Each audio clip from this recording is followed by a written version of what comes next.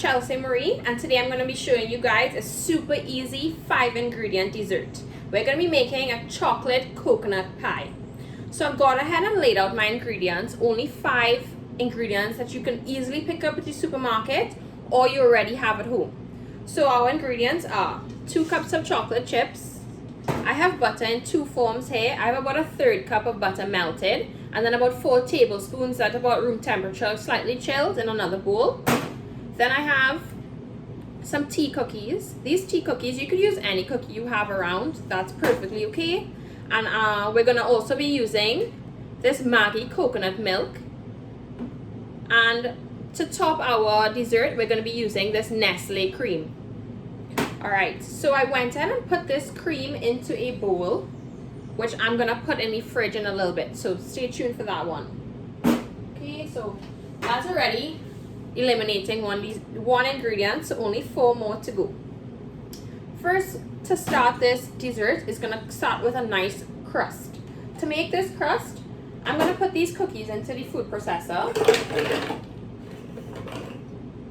and we're going to blitz these until they're nice sandy in texture. Almost there. Alright, our cookies are looking good. You can see that they've come to a really nice sand-like texture.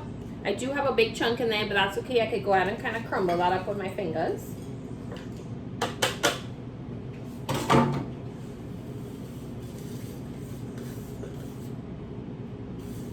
Alright, cool. So while I crumble the few little chunks of cookies up, I want to run through the equipment you're going to need for this recipe. So I went ahead and used a food processor to grind my cookies. But if you don't have a food processor, please don't feel discouraged. It is totally okay. You can use a rolling pin and a good old Ziploc bag or a plastic bag, any bag with no holes. And you can go and put the cookies in and kind of crush them on a flat surface. And if you have any big chunks, you're going to go ahead and do what I'm doing, and you're going to just crumble them up with your fingers. Alright, I think I got most of the big chunks out. So now I am going to add the melted butter. This is salted butter, so if you don't have salted butter, please do add a pinch of salt if you're using unsalted. So other equipment you're going to need are a fork, a spoon.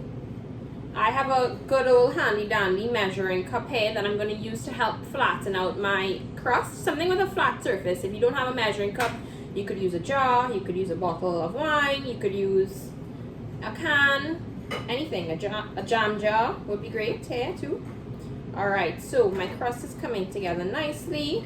Once it's kind of fully coated by that butter, you're going to go ahead and use your measuring cup. You could use your hand here too, but I find the measuring cup gives a nice flat, even crust.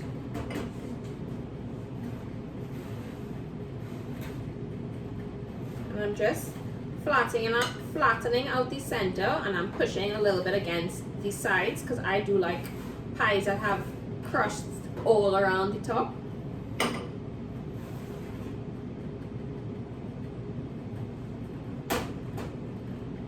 Alright, I'm going to show you guys what this looks like just a minute. I am making a mess, but that's okay. I'm home, I'm chilling. You know, there's no rush on this either.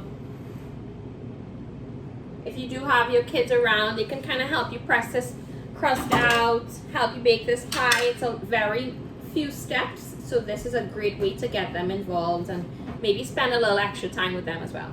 So this is my crust. I'm going to put it into a preheated oven at 350 degrees for about 10 minutes. And during that 10 minutes, we're going to whip up the filling. So let's do this.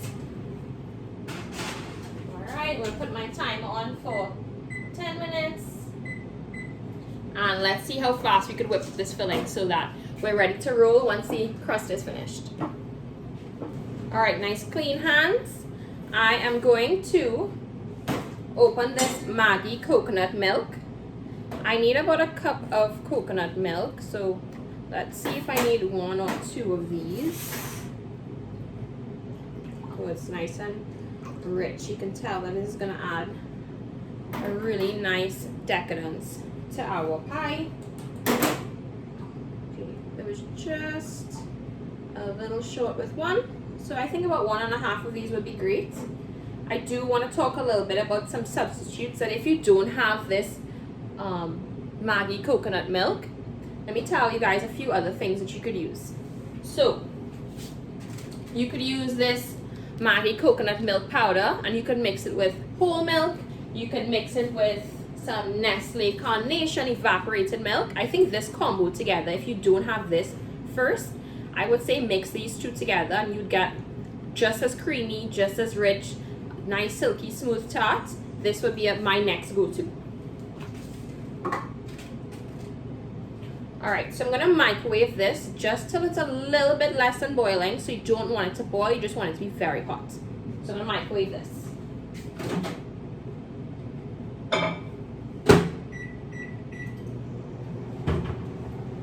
I completely forgot to mention, while our milk is heating up, that there are other things that you can make this crust with. The crust that's in the oven. If you're allergic to gluten and maybe trying to cut back a bit on the amount of flour that you're eating, you could use nuts and oats and grind that up or cut it up really, really finely. And same, put a little coconut oil if you're trying to stay away from the dairy. You could put a little coconut oil and you can press that out into the pie dish and it will work beautifully. Same 10 minutes you're going to bake it for. You can maybe even mix a little bit of sugar in there, just because cookies have a sweetness and oats and nuts don't. You could use, like I said, any kind of cookie you have around. You could use chocolate cookies. You could use, I'm using coconut cookies today. You could use regular shortbreads. You could use a digestive of some sort. Anything you have on hand. The point is not to run out to the grocery and more to try to use what you do have already. Alright, I'm just going to give my table a quick wipe up. And just make sure you have your spoon and your fork ready, and your butter and your chocolate chips. I hope that I answered everybody's questions about substitutes. If there are any more that maybe I didn't get to, or maybe you have another question about how to make this dessert, please do leave us a comment below and the team will be happy to get back to you. Okay, so feel free. Also, if you make this recipe, please post a picture and put it in the comments. I'd love to see how you complete this dessert. Maybe if you put a different spin on it, maybe you add in something that I didn't think to add in. I would really love to see how you make this your own and how your family enjoys this recipe. Alright, that was just about a minute and my coconut milk is nice and hot. So I'm actually going to first, almost forgot, use my spoon. And I'm gonna put my room temperature salted butter. Again, if you're not using salted, please do add a pinch of salt. Salt and chocolate are a great combination and very little people know that. So that's a tip. So on top of my butter and chocolate chips, I'm gonna pour this hot coconut milk on top. Do try to use a shallow bowl because you do want the chocolate chips to be fully covered by this hot milk. And you should already start to see that your butter is kind of melting, and that Maggi coconut milk is going to add a really nice coconutty touch to this chocolate. Okay, so I'm going to already go ahead and start to give this a slow stir. We have about 5 minutes and 30 seconds on our crust, and our filling is almost complete already. If you do have a whisk, you could use your whisk here, you could use your fork, anything you have on hand will be great. I don't know if I've mentioned this, but this recipe can be found on NestleRecipesCaribbean.com. And it will be up there and you can access it at any time. So don't feel like you had to scribble down the exact ingredients that I used today. I will try to put up the substitutes also, so people who may be allergic to dairy or allergic to gluten can also enjoy this recipe. Alright, so it's really important when you mix this filling that you get out all the little lumps. You don't want any chunks of butter or any more chunks of chocolate. You really want this to be a smooth consistency because this is going to affect that yummy silkiness that hits your tongue when you eat it.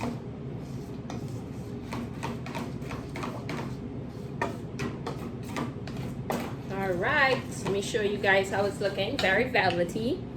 There's a very nice shine to it, gassy butter. I do want to mention that this filling has no sugar. I don't know if you noticed. So people who are trying to cut sugar or cut down on your sugar intake, this is also a great dessert for them. And I promise you they won't even miss it and they won't even notice that there's no sugar in it. Alright. I tell you, the hardest part of this recipe is waiting for the crust to bake. Alright, so while we wait, let's talk garnish. The garnish is totally optional. Please don't feel pressured that you need to have this for it to look or taste a certain way. All the core ingredients are going to make sure your pie tastes just as good as mine. So I'm going to top mine today with some toasted coconut.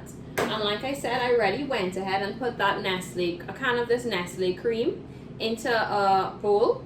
And I'm going to put it in the fridge to set the same time as this pie. Alright, so my pie crust is just about ready. I'm going to take it out.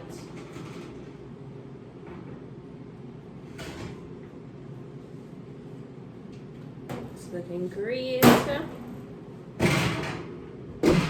Okay, so let's go ahead and fill this pie up. So to my crust, I'm going to add my filling.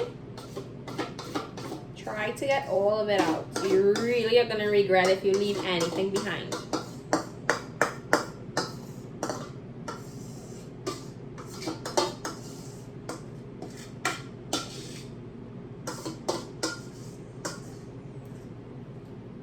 Okay, so I got as much as I could get out, I think.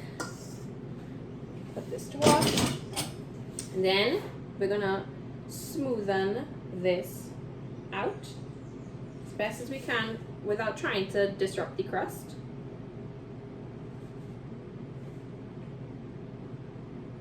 Okay, perfect. Our top is nice and smooth and it's almost ready to hit the fridge. So this recipe makes one 9-inch pie. If you don't have a 9-inch pie, you could totally use an 8x8 baking dish. You could use any cake pan you have, you could totally use that. All that is important is that you use a pan that can go into the oven, because remember the crust does bake for 10 minutes.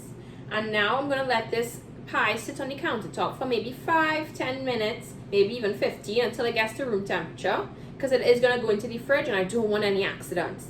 So I'm going to let this chill here for about 15 minutes and then I'm going to put it to really chill in the fridge for about 3 hours. You can actually make this a night ahead and eat it the next day. So I'll catch you guys back when this pie is chill and firmed up. Okay, so finally the wait is over.